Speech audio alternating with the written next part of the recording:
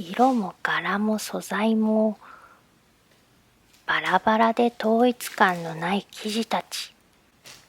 これらをパッチワークしたいのだけど、どう組み合わせていけばいいかな。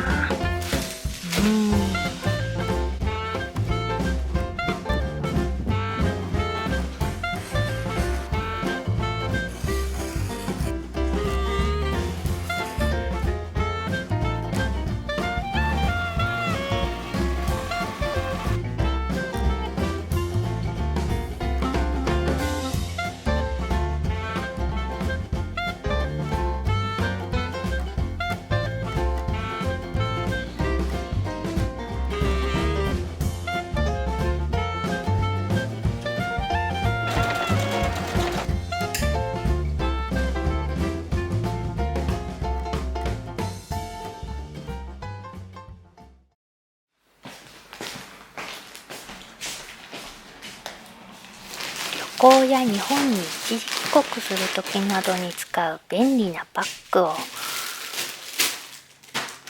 家族5人分作りたいのだけれど、このはぎれたちでできるかな。今まで旅行に行くときはこれまたはぎれで作った布ボックスに一人ずつその日数分の着替えをこの中に入れてから大きいキャリーケースに入れていた。でも子供たちも成長して服も大きくなってあの布ボックスに収まらなくなってきたから今回新しく作りたい。バッグ口にファスナーもつけたいな。在庫のファスナーを調査しよう。なんか色も長さもバラバラだな。とりあえず長いのを切って使うか。バッグの型紙を簡単に作ってみよう。このファスナーの長さくらいの横幅がいいかな。四角い形の裏地がなしでシンプルでもまちとファスナーはある、そんなバッグがいいな。縦はだいたいどれぐらいがいいかな。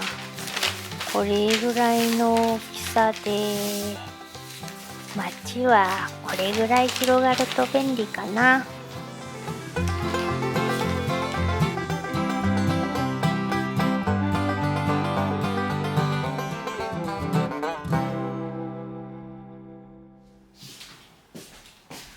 早速このはぎれの山から裁断していきたいのだけど、統一感のないこのはぎれたちをどうやって組み合わせていこう。一番簡単なのはやっぱり同系色で集めてつなげること。緑系、オレンジ系、これは青系でまとめて作ったマット。次女のお昼寝マットも過去にはぎれをパッチワークして作ったけれど、これは赤とピンク系だった。たとえ何色も使われている柄生地でも、その中に赤があったら赤系で OK。気になるときは白を挟むのも手だ。あとは色のトーンを揃える。淡い色合いなら淡い色同士。はっきりした色ははっきりした色合い同士。色が違ってもトーンが同じだとまとまりやすい。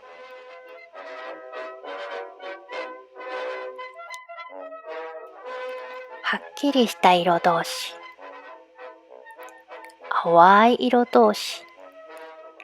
色がバラバラでもトーンが揃うとこんな感じでまとまって見えやすい。でもトーンが違うとまとまりにくい。それから使う色を2、3色に絞る。その2、3色をどの色にすればいいかわからないときは、これは身近にお手本がいっぱいだ。身の回りにはプロの配色がたくさんあふれている。困ったときは周りを見渡して好きな配色を見つけるのも手だ。そして生地の素材を揃えるのも、たとえ色がバラバラだったとしてもまとまりが出やすい。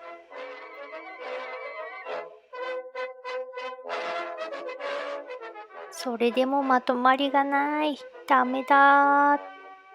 でも歯切れを無駄にしたくないっていう時は裏地に使う。外からは見えないし、統一感がなくても気にならないね。